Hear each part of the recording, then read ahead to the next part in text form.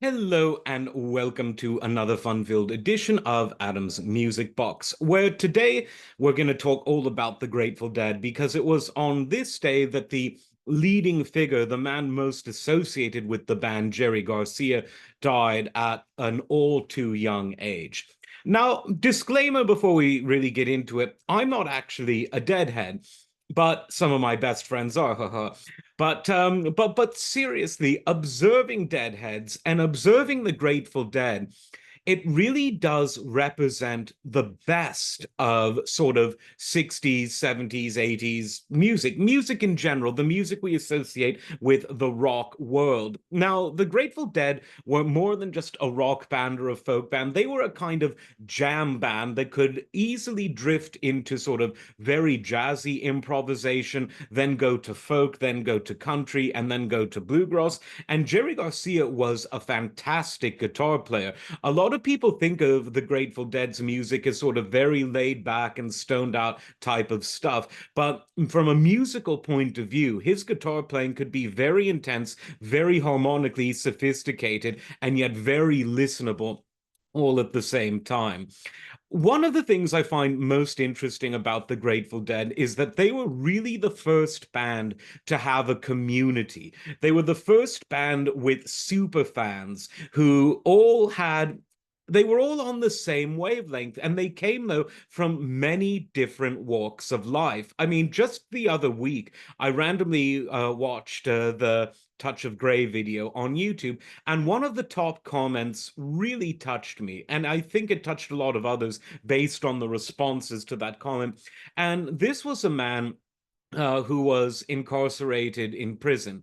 And he said that the only thing that got him by was the comradeship of other deadheads in the joint. And I just thought that that was very moving and how it really helped him to get by. And when he got out, it's something that he always remembered. And the sense of community around Grateful Dead concerts was something that money can't buy. And heaven knows a lot of bands have tried to brand themselves into a lifestyle unsuccessfully. And the Grateful Dead did it for free.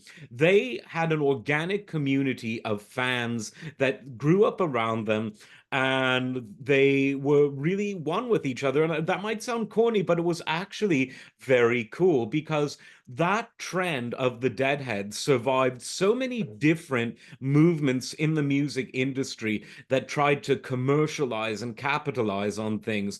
And it was never really like that with Grateful Dead fans.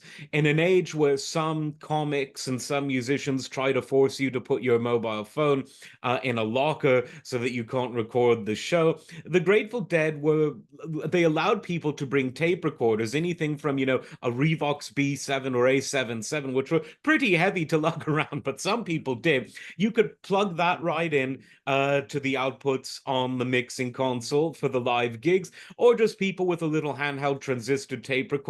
People were encouraged to record the shows and trade them among the community.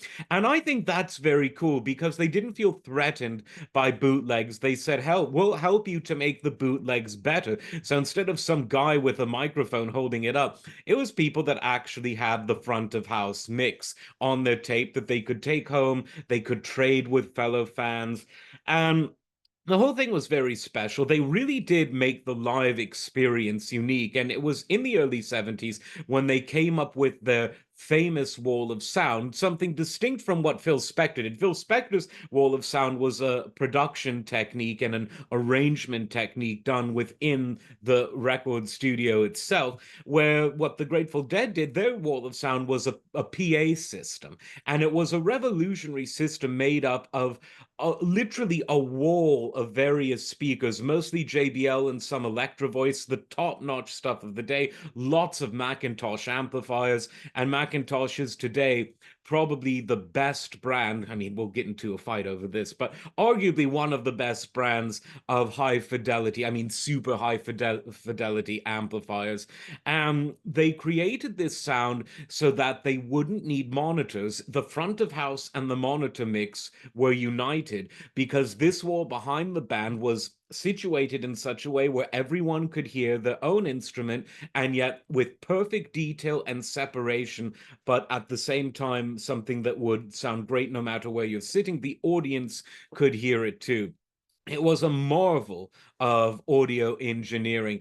And even today, with your line arrays and your digital delays, a lot of people who were there say that it was the best live sound that you could get out of a PA, even by today's highly digitized and computerized standards.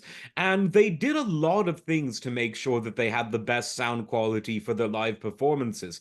The image of sort of the hippie who just doesn't care, when it came to the Grateful Dead, they really did care about how the music sounded to the audience.